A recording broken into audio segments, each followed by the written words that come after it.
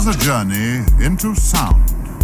A journey which along the way will bring to you new color, new dimension, new values, and a new experience.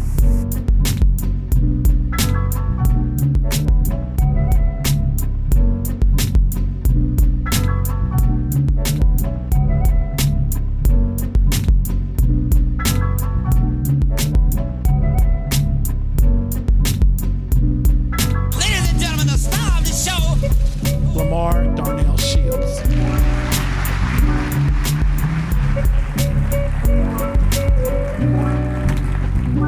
I want to welcome my brother Frank McComb Yes, into the Bomb Station, the Bomb Studio. Man, first of all, shout out to Cleveland and Chicago in the building. Brother, we made it out, first of all. Yeah, we did. Should be didn't celebrating right now. It's a whole bunch of cats from Chicago and Cleveland that didn't make it out. Man, let me just tell you how amazing God is, and I know you are a spiritual brother. This album right here in 2000.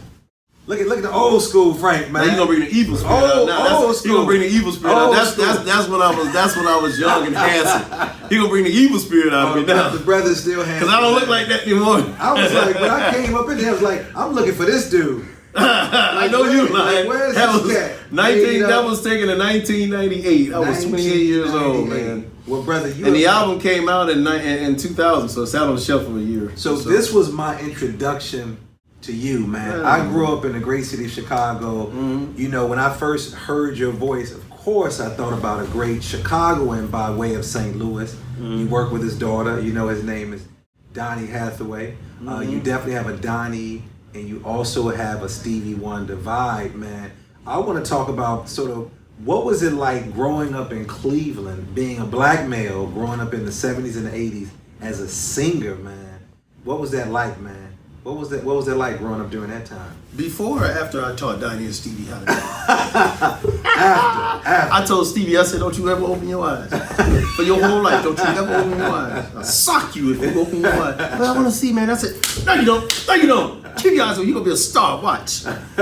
He listened. And they were some of your influences, man. Yeah, they were among many. Yeah. To be honest with you, among many. The crazy thing is, I didn't listen to them any more than I did the Spinners. Wow. You know, Felipe Wynn, and People Bryson, Natalie Cole, Ramsey Lewis, Oscar Peterson, Herbie Hancock, Patrice Rushing, Joe Sample and Crusaders. I listened to a lot of stuff, man. Yeah. Shirley Caesar and the Caravans, James Cleveland, Billy Preston. I listened to a lot of stuff growing up. It's just that I'm a male version of my mother, my grandmother, and all of my aunts. So I'm the only man in my whole family singing. So there's no man to reference me to. Wow. Couldn't tell you who my daddy is to this day. Wow.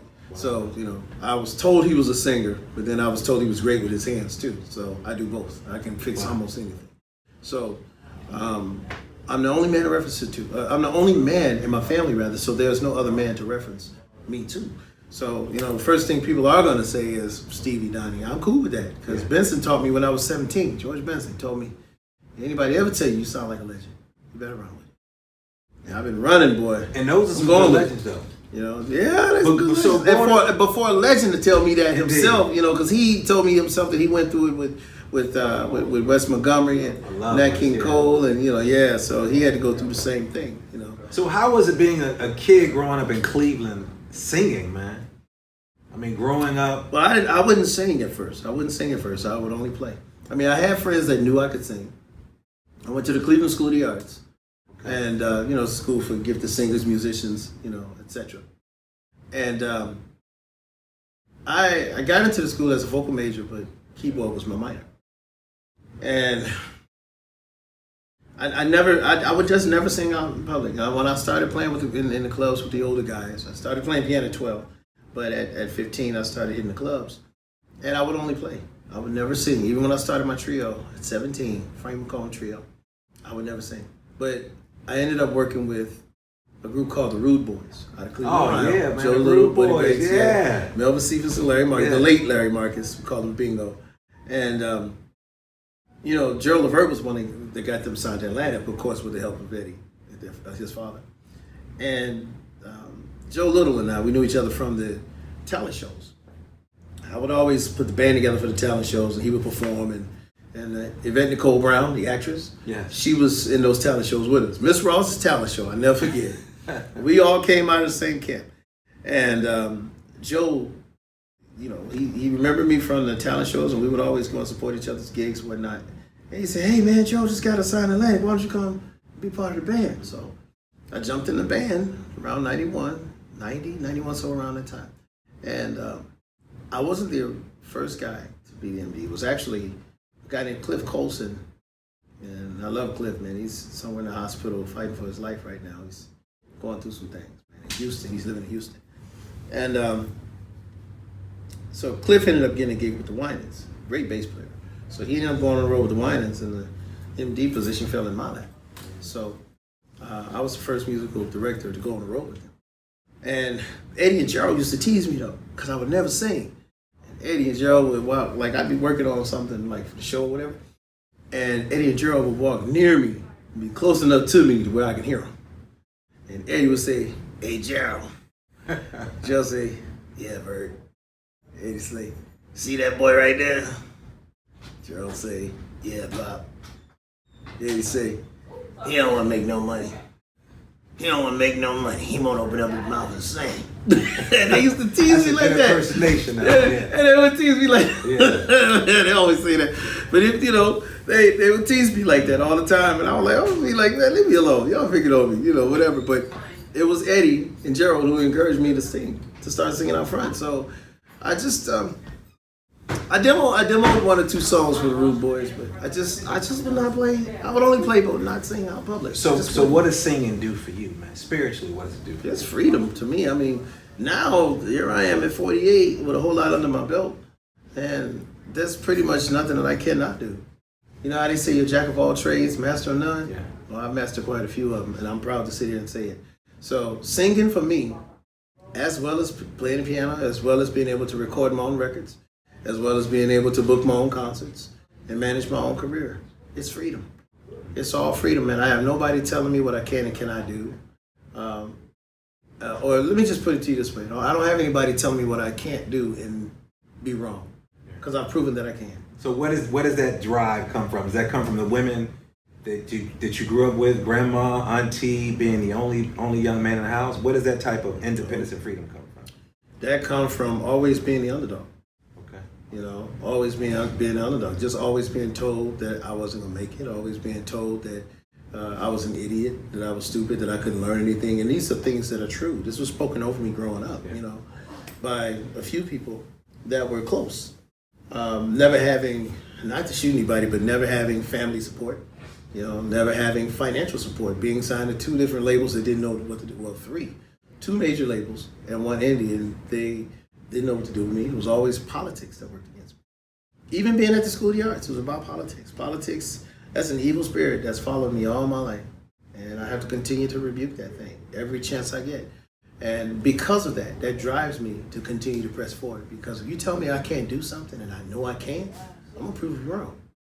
But if you tell me I can't do something and I know I can't do it, I'm not going to be in denial. I'm not one to live in denial. I would tell you, yeah, you're right. I ain't doing that. That ain't me. I'm staying in my lane. So, yeah, but I mean, I'll take you down a couple of roads for me. When I auditioned for the School of the Arts, I made it in high school. Yeah. Actually, junior high school. Very Go back to the junior. Oh, okay. So you had it in you early then. I mean, yeah. I mean, even folks was doubting you to get into School of the Arts. So in Baltimore, where I currently live, Jada, Pinkett Smith, and Tupac went there. So it's not easy. Yeah, so you got to audition. Some skill, yeah. You got to audition or prove that you're worthy of being in that school. Indeed. And that's what I did. I went. I sang for the head of the music department. I won't mention his name because he was the first one to use the politics against me.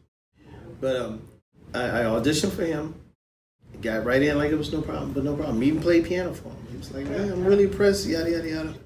So I get into the school, but there was another guy that was playing piano at the school. And I won't mention his name because I'm not trying to slam anybody or exploit anybody. But he was a great piano player. You know, it was a year over me, and he had been at the school forever though, you know. But when I get there, the director didn't give me any play. He just wanted me to sing, or he would encourage me to play a different instrument. I learned how to play vibes because Gary Burton came to the school. They didn't have anybody play vibes at the school, so they made me learn how to play to impress Gary Burton. But then I jumped off the vibes and played the piano. when he came to the school. Yeah. So, but what he did was what this school was about rather was they trained us to be able to go and play gigs. We had to be responsible for getting to the gigs ourselves, performing at the gigs, like having our choir robes, because it was a big Cleveland School of the Arts choir. We were responsible for having our robes clean, our transportation there, our transportation back home, and then being in school the next day on time and keeping your academics up. So I would see the director of the, trying to say his name, the director of the school. I would see him with all of these corporate events on his desk, So he would get calls, and we would have to go and play those corporate events. But then the Cleveland School of the Arts Jazz Trio would get called to go out, to go play corporate events. Well, there was one particular time where 2 calls came in at once, and the trio couldn't be in 2 places at once, and the gig, they were for the same time. So I asked the director, I said, well, piano's my minor, let me take another group of guys and go play. I want to take a bass player and drum and go play. I'll let you know. I was like, oh, okay. All right, cool. A few days go by. Music director, can I take the guys and go play? I'll let you know. Week go by. Music director. Can I want to take 2 guys to go play. While the other guys play the other one. He said, position is canceled. So, the position for one is filled, but the other get canceled. I'm like, oh, okay, it's like that. Well, fast forward to my mama's house. I'm got this Fender Rose piano, and I'm working on this Patrice Russian tune, and I'm practicing, learning some stuff that she did from this album, Shout It Out. And there was this guy who was working on my mom's roof of her building, who heard me in my bedroom. So he comes down, makes his way, because he knew my mom, and the guy that owned my mom's building. He came down, he said, boy, is that you playing down there? I said, yeah, that's me. He said, you need to come out and play with us, man. I was like 15, right? It's the roof, the cat working on the roof. Yeah, he was a drummer, and he was playing in all the clubs, man. So he said, you need to come play with us. So I snuck out the back. My mama's room was in the front. Yeah. My room was in the back. So I would sneak out the back door with my Fender Rose, and I put it in the trunk, and I go play my gigs, make my little money. And the guys at school would ask me, how come you're not talking to the music director? I just call him now. How come you're not talking to the music director no more as time went by? How come you're not asking him to play? I said, why? Well, because you can get out there and get that experience. I said, no, bro, I don't need it. I'm cool. You good. I said, what y'all getting the grade for, I'm getting paid for. So y'all go ahead. Y'all go ahead. I'm cool. Yeah. So they were like, they started asking me, so how you making money? You too young to be in clubs. I said, I ain't never too young, but keep a mouth shut. That's right. Just that simple. They just want entertainment. So I started taking them out with me. So what's your greatest musical lesson that you've learned as a musician, or as an entrepreneur, as an independent artist? What's one of your greatest lessons? Politics. Is it to circumvent the politics, to get around it, to go through it? Exactly. All of that. Every bit of that. Politics. I learned that you can have all the talent in the world, man, but if you don't know the game of politics, or if you're not politically correct, you're going to be right in your bedroom working on your gear, playing your gigs, or playing on your craft, practicing all day in your bedroom, in your living room. If you don't know, let me tell you something. Politics is what's getting a lot of people these accolades and cracklades out here. If it was about your talent, man, I would have trophies all over my house. I'm not in denial. You got to be your own first fan or get out the game. I'm not in denial of my gift, and how to work all of my gear to make my own records, to produce them, mix them, master them, record them, to sell them directly to the public. I'm your distributor. I'm everything. All me. All of it's me. People don't believe me, but I literally record my own records. Yeah, I looked at when we were researching you, man. I was really proud of that, to see that you were going independent. It's interesting because there's somebody that you work with, the little purple dude, Prince, who also had he endorsed it. So what are some lessons that you learned from him? And everybody has a Prince story, man. Mm-hmm. Everybody had a Prince story. And my producer D, who's in here, didn't know I had this Prince story. I'm good friends with his ex-wife Manuela, and I used to do. And this when you name her, you got to back it up. So I did a project with his god sister, man. We were doing a youth conference in Minnesota, and Prince wrote a song for us, man. I forgot all about this, man. Like Prince, like literally. I forgot, and I called Tawana, his god sister, like, yo, I realized that Prince wrote. She was the one that got him to do it, man. So when I knew I was going to be interviewing you, and thank you to my good friend Ayanna Gregory for connecting us, man. That is my buddy. So what are some lessons that you learned from him, either up close or from a distance? Because one thing I'm hearing is this whole independent piece. Well, it goes back to politics, man. I mean, he taught me to blaze through it. Politics. He's the one that told me to brand myself. So that FM that everybody see, that's me. I wrote my signature out about 1,000 times until I found the right one. He told me brand yourself. He told me don't do contracts, do agreements. Because the moment they you in a contract, they can con you. Because most likely it's something that's going to take a piece of your life, a piece of your soul. Make sure you know what you're agreeing to. And if you don't understand it, find some help. And even to this day, if I don't understand something, I'm putting the brakes on it, or I'm going to call somebody to help me. But politics, man, politics. Even down to dealing with the record labels, man. He was the one that encouraged me to go on my own once Motown and Columbia Records didn't get it. There were political issues there. I mean, when I was signed to Motown, I was signed to Mojazz, which was the jazz label for Motown at that time, in the early 90s. And Polygram came and bought the label. When Polygram bought the label, all the little guys were forgotten about. I was one of the little guys. Politics, once again. It was about Johnny Gill, Belle Biv DeVoe, anything that Biv 10 Entertainment had signed, which was ABC, BBD, Boyz II Men. Boyz II Men, ABC, BBD. Stevie Wonder. Stevie is who they cared about. And Queen Latifah, she was there at Motown. Everybody was Erica else there then? No. No. Yeah, okay. No, this was still Gerald Busby and Steve McKeever. Steve McKeever was the one that signed me to Mojazz, actually. I was working for Kenny Gamble and Leon Huff in Philadelphia, Pennsylvania. And we were at Philly International. I was doing some session work, and Steve came through, heard me one time, signed me on the spot. Same guy that signed Jill Scott to Hidden Beach Records years later. So, really good guy. Politics came into that situation. And I put out 2 records. One record nobody's ever heard. The other record was bootlegged. And bootlegged in the UK, in Birmingham, England, for 25 pounds at the time was $50 US. And they were all CDRs. Yeah, so I've always been on the opposite side of the law, basically. So let's talk about legacy, man. What legacy do you want to leave, the Frank McComb legacy? When you leave this planet, what's that legacy you want to leave behind you? That's a good question, because nobody ever asked me. I don't think anybody really gives a damn, to be honest. I'll just keep it real. I normally ask good questions. I don't think. Yeah, that's a good one. Because that one right there, I don't think anybody really care what I leave. Because there's this conversation, legacy over currency, and I'm sure there's something that you want to sort of leave behind. Is it a message? Is it a song? Is it a movement? Well, I like to leave a good reputation, for one.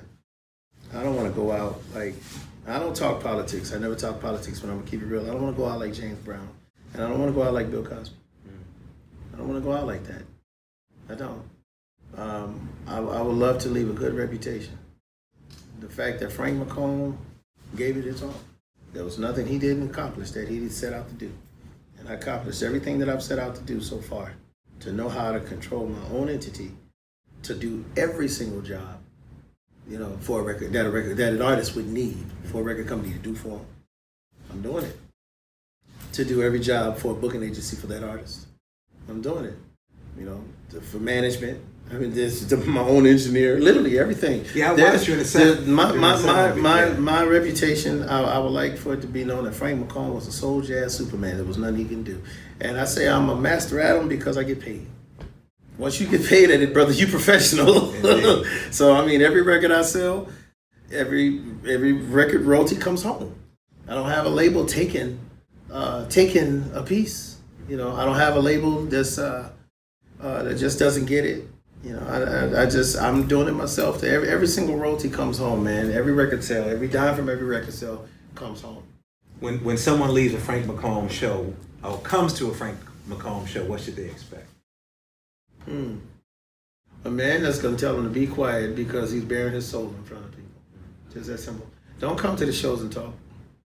That's not what that setting is for.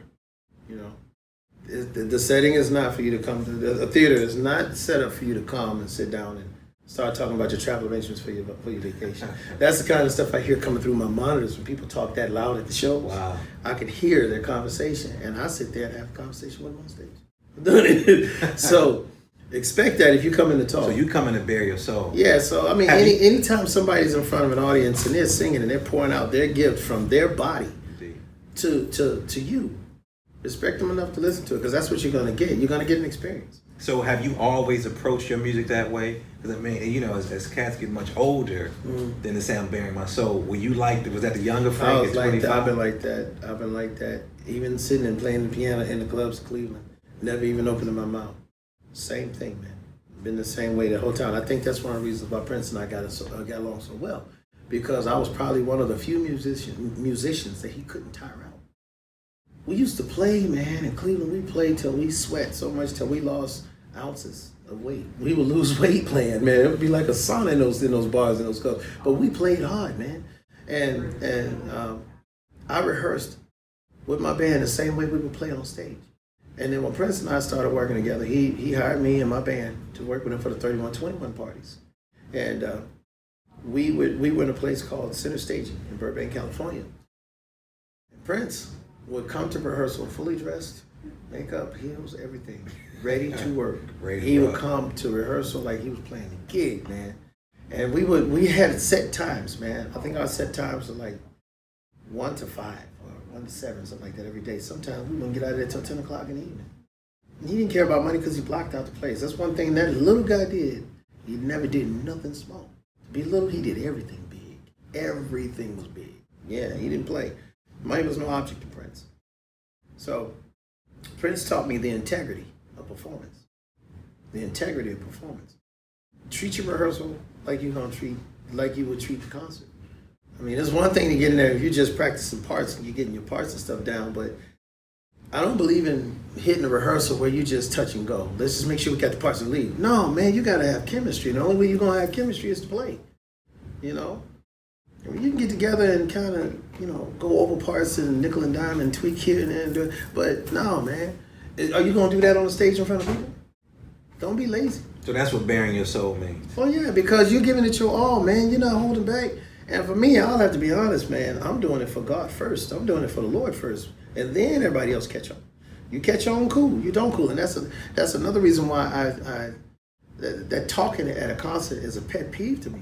Especially if you're doing it for God, because you're actually allowing him to use you to put out what it is he put in you to give to somebody else to minister to him. And if that person next to you is trying to catch on to this, to what you're giving them, but you next to him talking. So you're messing it up for him. You know what I'm saying? So I'm not speaking on that stage just for myself. I'm talking about the one that's trying to be fed. They paid their money to come and be fed, not to hear you talk, you know?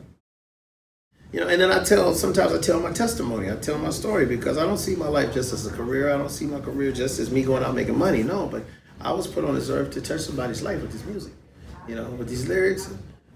And I am a walking testimony, man. I got 3 piano lessons my whole life. 3 piano.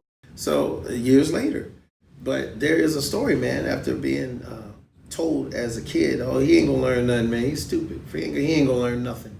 I don't even know why you're trying to teach that boy. That's what was spoken. Yeah, that was what was spoken over me while my mom was trying to teach me. Yeah, we hear that a lot, man, especially boys that I work with. And to hear you say, because I studied you, I've researched you, and I knew that the spirit was in there. To hear you say soul and that you're bearing your soul as a man of color in front of people. As a man of color and a man of God. And a man of God. And I ain't perfect, man. Don't get me wrong, but that's what I do it for. Yeah. And it's I've had nothing but the odds. Not. You know how they say it was stacked against me? The odds were stacked. Shit, man, let me tell you, they were built against me. Well, being born in Cleveland, brother, I'm from the Chi. I'm right next door, so I know. Yeah, it wasn't easy, man. I know those challenges. It wasn't easy. So I know you got to get out of here, man. This is a part of the show we call the Super Bomb questions, man. I'm going to throw out a statement. I just want you to sort of fill in the blank. You ready, brother? These are real easy, man. So what's your... they're easy to him because he's the one throwing them out. I got to think about it. Folks, what's they're easy to use. What's your favorite sound? Fender Rhodes. Fender Rhodes. What's your favorite? No. See, that can go pretty wild. Now, what's your favorite sound? What's your favorite sound? Now,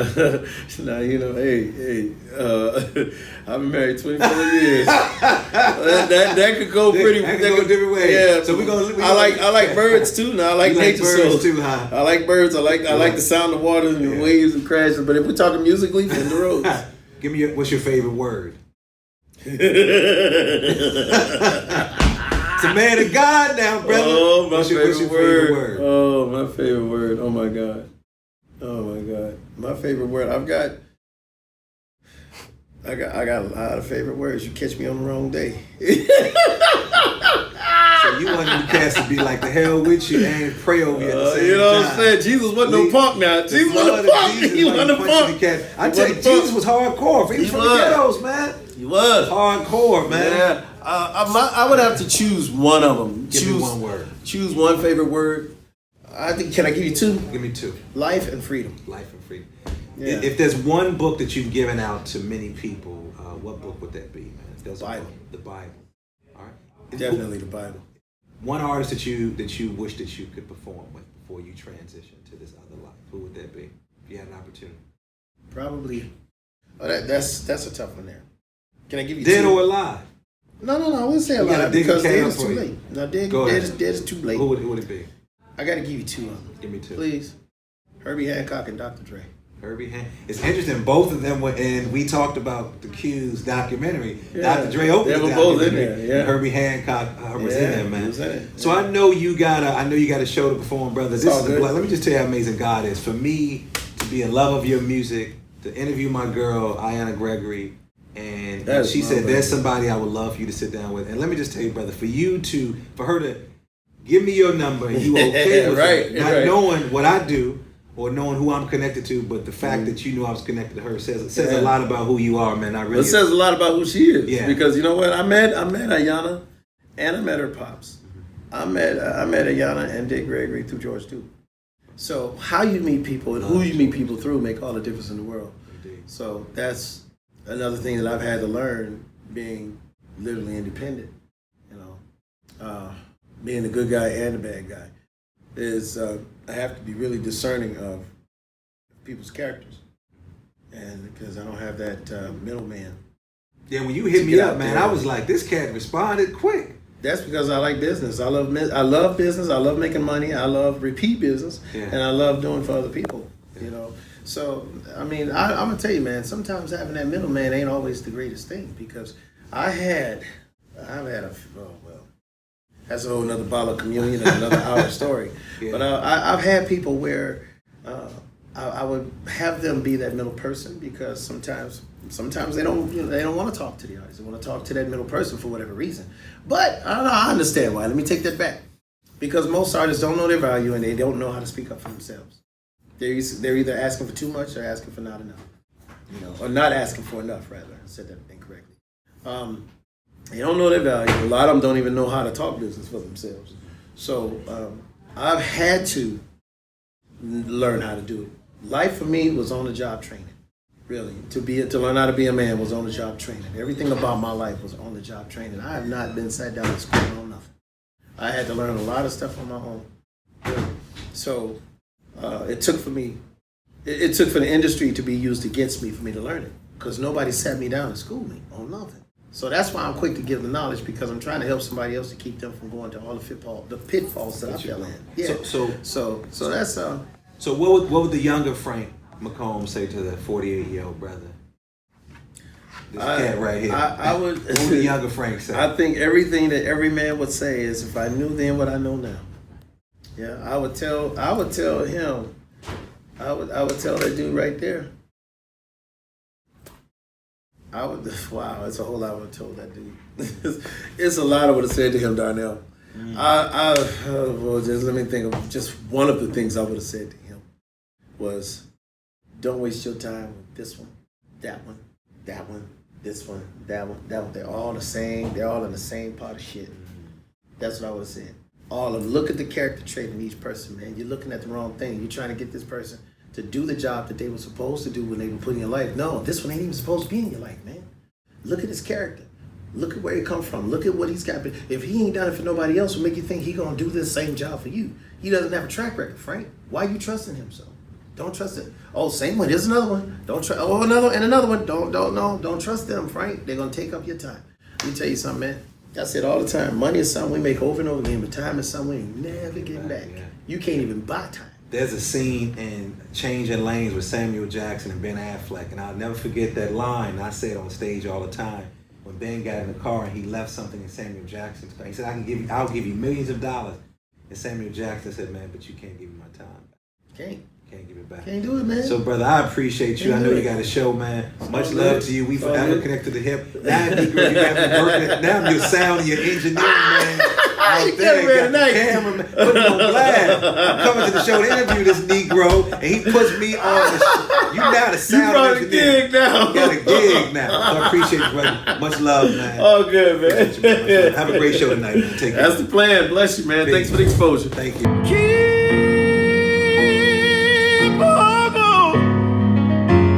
Walking toward yeah.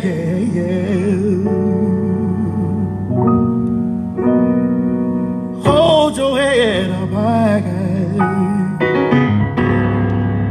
Lay your dreams right up to the sky.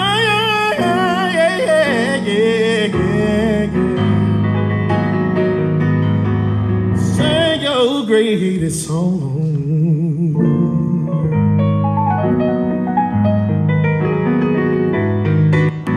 And you keep growing on, yeah. Take it from me someday. We'll all